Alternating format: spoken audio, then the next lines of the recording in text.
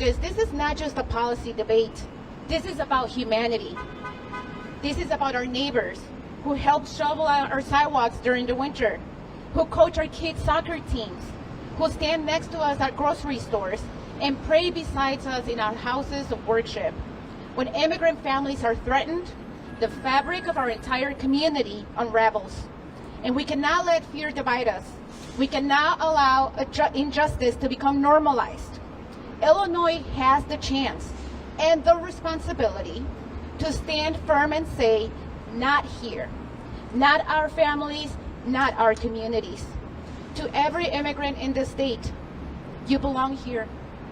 Your dreams are Illinois' dreams. Your struggles are Illinois' struggles. And your future is bound to ours. So with that being said, thank you so much. It is my pleasure to introduce somebody who has been in the fight for decades, a former co-worker of mine who I still believe is a sister to me, Veronica Castro with the Illinois Coalition for Immigrant and Refugee Rights. Good morning. Buenos dias. Buenos dias. My name is Veronica Castro. I'm the Deputy Director at the Illinois Coalition for Immigrant and Refugee Rights. It has been a long mantra that we keep us safe. Communities looking out for one another is a cornerstone of our movements. Together with community partners, movement allies, and many of the elected officials here today, we have worked to make Illinois a welcoming place for all people. The harm ICE is inflicting is not new. ICE has always been a bipartisan deportation machine, with increasingly large budgets approved by both parties in Congress. But since he came back into office, Trump has pushed ICE to its furthest, cruelest limit, and now has even more money to do it with. To meet his hateful racist quotas, Magna cronies in Congress pushed for and appropriated $150 billion more in funding. That's right, boo. It's at the expense of healthcare, cuts to programs like SNAP, and the long-term stability of so many families across the country. Since last November, ICER, our members, and community volunteers have been working to educate our neighbors to make sure everyone knows their rights, block by block, neighborhood by neighborhood. We have worked to coordinate and organize rapid response teams to spot ICE, notify neighbors, and help people get the community and legal support that they need. We have expanded capacity on our Family Support Network hotline to ensure anyone needing help, including those in deportation crisis, will be connected to the resources that they need. And we have worked with the Illinois Legislative Latino Caucus to pass policies at the state level that will keep our communities safe, like Safe Schools for All. That's right. We know Trump and his loyalists are going to continue targeting Chicago and Illinois.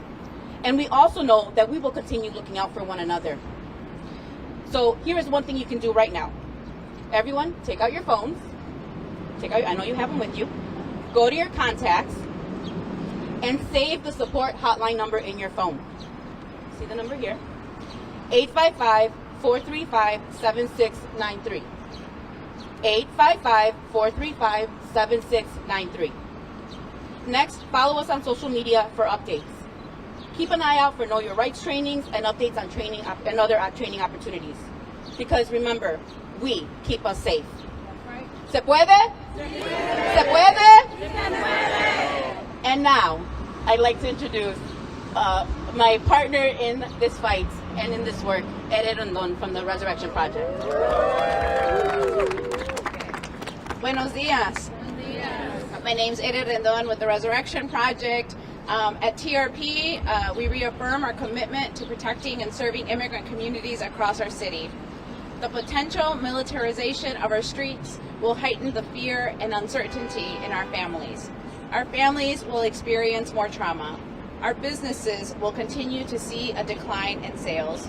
And our streets will lose the beautiful vibrancy that we get to experience now. We all must remember that we all have rights, and that when everybody, including U.S. citizens, choose to remain silent, you are protecting us all. So just keep in mind that all of us should say, I choose to remain silent. We have the right to deny entry without a judicial warrant. If you are in a public place and you step into a private space, you have the right to deny entry. We all have the right to refuse searches to your own body and to your belongings. If you see ICE, call the Family Support Hotline. If someone is detained by ICE, they have the right to an attorney, and you can visit IllinoisImmigrationInfo.org to learn more. When we all exercise our rights, we protect each other. So, buenos días, soy Ere con Proyecto Resurrección. Nosotros reafirmamos el compromiso de proteger y servir a las comunidades inmigrantes de nuestra ciudad. La posible llegada de Fuerzas Armadas en nuestras calles va a aumentar el miedo y la incertidumbre en nuestras familias. Nuestras familias sentirán más miedo y van a sentir más trauma. Nuestros negocios van a ser afectados con menos personas yendo a los negocios en nuestras comunidades. Y nuestras calles van a perder la hermosa energía que apreciamos ahora. Todos debemos recordar que cuando todos guardamos nuestros derechos, protegemos a todos los inmigrantes. Todos tenemos el derecho de decir I wish to remain silent si te preguntan cualquier pregunta sin ninguna orden. Todos tenemos el derecho de negar la entrada a nuestros hogares o a cualquier lugar privado sin una orden judicial. Todos tenemos el derecho de rechazar las investigaciones de nuestro propio cuerpo y de nuestras pertenencias. Si ve a ICE, llame a la línea de ayuda. Si alguien es detenido por ICE, tiene el derecho de un abogado y puede visitar IllinoisImmigrationInfo.org para obtener más información. Cuando todos ejercemos nuestros derechos, nos protegemos mutuamente. Now I would like to introduce our Cook County Commissioner from our district in Pilsen, Cook County Commissioner Alma Anaya. Buenos días. Buenos días. ¿Verdad que no nos vamos a dejar? No. ¿Verdad que no? No. Hola, me llamo Alma Anaya, soy comisionada del 7º Distrito, orgullosamente las comunidades del suroeste de la ciudad de Chicago. No hay palabras para expresar la desgracia de las acciones del gobierno federal en este momento.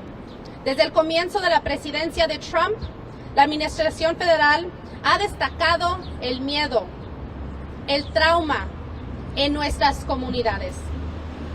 En lugar de promover la seguridad, la ley, el orden, el presidente ha aumentado el miedo, el caos y la incivilidad de nuestras comunidades.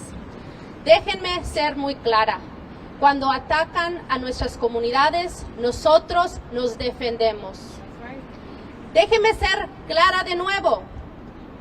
Cuando nuestras comunidades están en situaciones donde nuestros derechos son violados, no es que nomás van a ser para los inmigrantes. Estos derechos serán violados para todos. Nuestras comunidades en este momento necesitan apoyo, fondos para nuestras escuelas, acceso a salud, no más tácticas de miedos o ataques hacia nosotros. Los ejércitos no los necesitamos en nuestras calles para vivir seguramente. Eso crea más miedo. El despliegue de la Guardia Nacional no tiene que ver con la seguridad pública. El presidente está tratando de militarizar e intimidarnos para distraernos de sus fallas políticas. Ahora, más que nunca, cuando existe la separación de familias, el miedo a la deportación y la falta de respeto a nuestros derechos que son garantizados bajo la Constitución, y también el debido proceso, nosotros nos volvemos a comprometer en proteger a nuestras comunidades contra Trump. En el condado de Cook hemos invertido más de 100 millones en prevención de violencia, específicamente violencia de las calles o armadas, y en apoyar nuestras comunidades. También hemos creado fondos y una unidad en el defensor público para proteger a nuestras comunidades cuando no tienen la representación legal que es necesaria. Sabemos que estas intervenciones están funcionando. Sabemos que invertir directamente en la seguridad y en el bienestar de nuestras comunidades es nuestra prioridad, no en gastar millones de dólares en acciones que solo aterrorizan a nuestro pueblo. Como comisionada del condado, sigo comprometida a proteger a nuestros residentes y elevar nuestros derechos constitucionales. Y quiero agradecer, aquí tenemos a la comisionada y una colega mía, Jessica Vázquez, que también está apoyando estas iniciativas en el condado. Y quiero agradecerle a todas las organizaciones porque hoy día lo que estamos haciendo es dando un pedacito de demostración de lo que pasa cuando trabajamos, sí, en la ciudad, en el condado, en el estado, pero más importante con estas organizaciones que han hecho tanto por décadas para proteger a nuestras comunidades y también para proteger los derechos de todas las personas que viven en la ciudad de Chicago. Without further ado, I'd like to introduce wonderful Senator Karina Villa.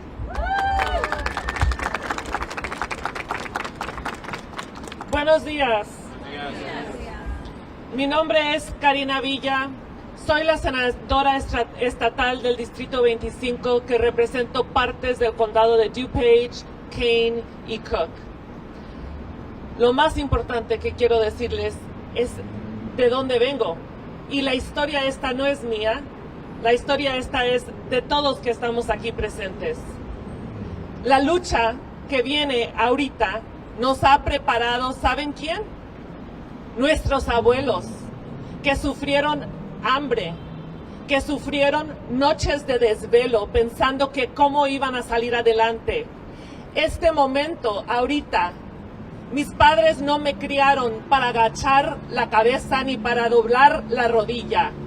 En este momento, yo les digo que yo fui criada, que Norma, Aarón, Edgar, Graciela, Alma, Delia, Lillian, Jessica, Anthony, véannos.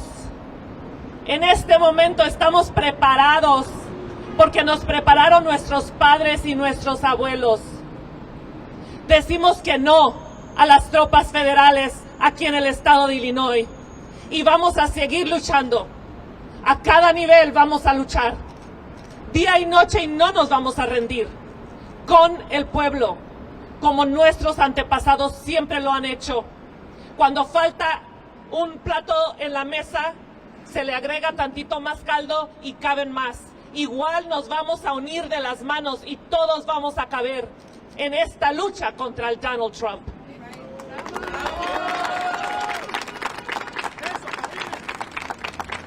My name is Karina Villa, and I'm the Illinois State Senator of the 25th Senate District.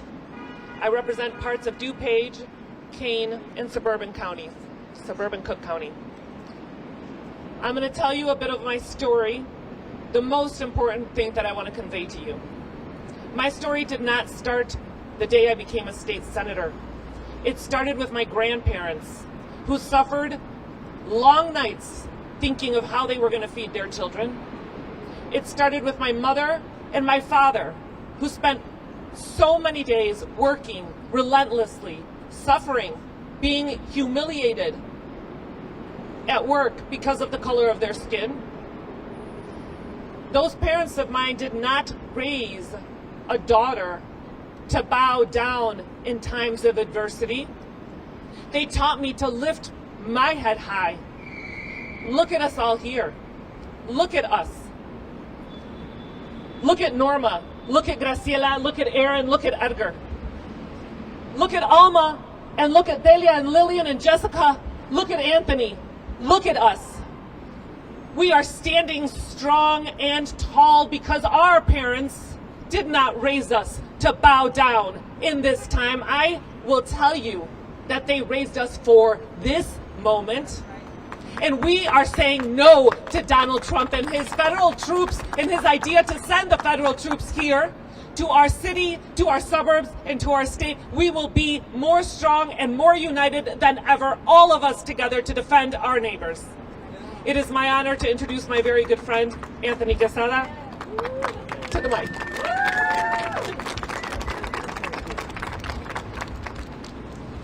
Good morning. When I say people, you say power. People. Power. People. Power. People. Power. Good morning, my name is Anthony Joel Quesada, and I am the Alderman of Chicago's 35th Ward. Here in Chicago, we are united. We will not waver, and we are prepared to protect one another. Let us be absolutely clear. Donald Trump's threats to deploy the National Guard and continue his hostile immigration policies in Chicago and across our nation are reckless and dangerous. Normalizing a militarized presence in our neighborhoods is not safety, it is authoritarianism. What truly makes our community safer is investments in people, creating living wage jobs, building millions of units of affordable housing, and guaranteeing health care to every single resident as a human right. That is what keeps our community safe, not troops, not ICE, but people. People who are invested, communities that are invested. That is what makes our community safe. And that is the future of America that we will be fighting for every single day. And that is why it is also extremely important that our neighbors understand that this is not about crime. What Donald Trump is doing, what he is portraying, is not about crime. Republican-led cities with higher crime rates are not being threatened with federal troops. Chicago and Washington, D.C. are being targeted because we stand up and we fight for working class and immigrant families. This is about political power. It is not about public safety. Using our communities as props for political theater is dangerous. It is dangerous. He is trying to incite violence in our communities. Chicago does not need soldiers in our streets. We need real investments in safety, housing, healthcare, and opportunity. That is how we build a safer city, a safer county, a safer state, and a safer nation for everyone. And that is what all of us here are committed to fighting for. Thank you, and please welcome State Representative Edgar Gonzalez.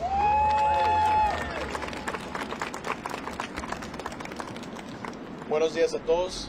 Buenos días. Soy el representante estatal Edgar González y represento el Distrito 23 de Illinois, que recorre las áreas de Cicero, La Villita y Chicago. Yo vivo en La Villita toda mi vida y ayer yo andaba hablando con alguien de La Villita, una señora, y estábamos hablando sobre esta situación de la que estamos hablando ahorita. Sí, los militares debían de venir a Chicago, y la señora me dijo de que ella pensaba de que estaba bien que llegaran aquí a la ciudad de Chicago. Entonces le pregunté, ¿pero por qué? ¿Por qué cree usted de que deberían de venir los militares para acá? Y ella dijo, es de que el crimen ya es una crisis, ya es demasiado. Los demócratas no quieren hacer nada. Ese es el problema. Ahorita el presidente ha querido mandar los militares, tropas federales aquí a la ciudad de Chicago porque dice de que hay mucho crimen. Sí hay crimen, en cualquier ciudad grande hay crimen, pero lo que pasa es de que él lo está diciendo como si no hubiera, si nosotros no estamos haciendo el trabajo para combatir ese crimen. Por ejemplo, ya hay muchísimos programas de prevención de violencia para ayudar a los muchachillos para que no caigan en las pandillas. También hay programas para ayudar a que los muchachillos tengan trabajo durante el verano. O sea, ya se está haciendo el trabajo, los demócratas están haciendo el trabajo, pero el presidente está creando esta crisis, está diciendo que no estamos haciendo este trabajo para poder mandar los militares para acá, y eso es él decir que él es el superhéroe y que él fue el que salvó el día. Pero nosotros ya estamos haciendo el trabajo, no necesitamos la ayuda de este presidente. Lo que sí necesitamos es de que nos regrese el dinero que nos ha quitado nuestras comunidades. Dinero para el Medicaid, dinero para el SNAP, esos dinero que nos ha quitado para mandárselos a ICE. Ha quitado dinero para los programas después de escuela, se los han mandado por otros lados, y nosotros nos quedamos aquí esperando. Eso es lo que debería hacer el presidente. En vez de mandar tropas federales, debería mandar el dinero que nos debe. Ahora, esto siempre hemos sido atacados en nuestras comunidades, las comunidades trabajadoras, las comunidades inmigrantes. Pero pues eso no es un trabajo que hacemos solos, ni nosotros como legisladores hacemos este trabajo solos. Lo hacemos con todos nosotros, a diferentes niveles de gobierno, municipal, federal, estatal, pero también todas las organizaciones comunitarias que nos ayudan en este trabajo. Para pedir el dinero que nos debe este presidente y para decirle que no necesitamos su ayuda, que se ponga a trabajar. Muchas gracias.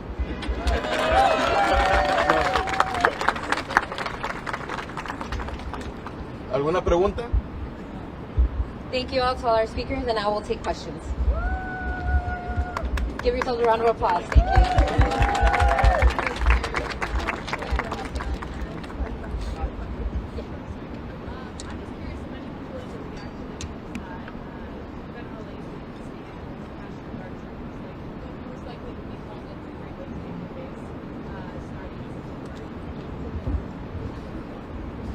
say that again?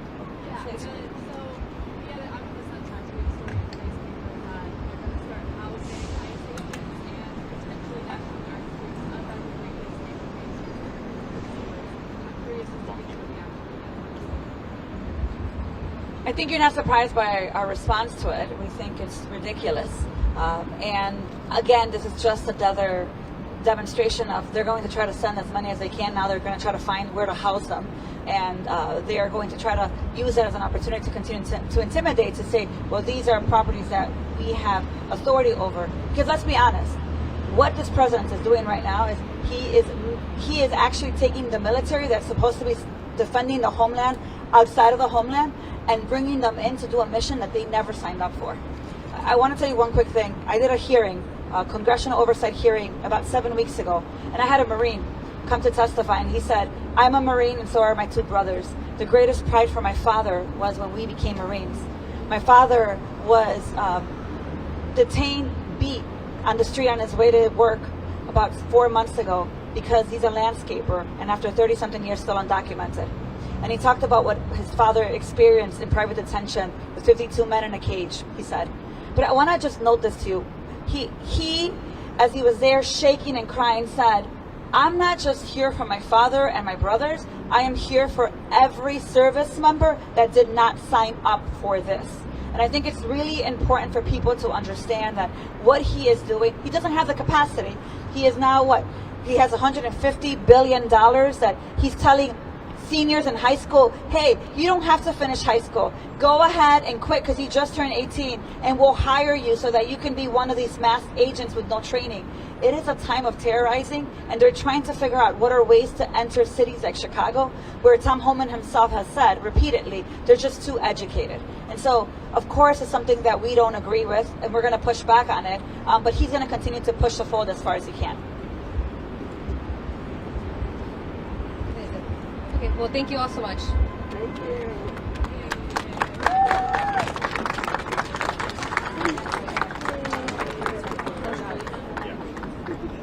Can we get together for one photo, guys? ¡Y no nos vamos!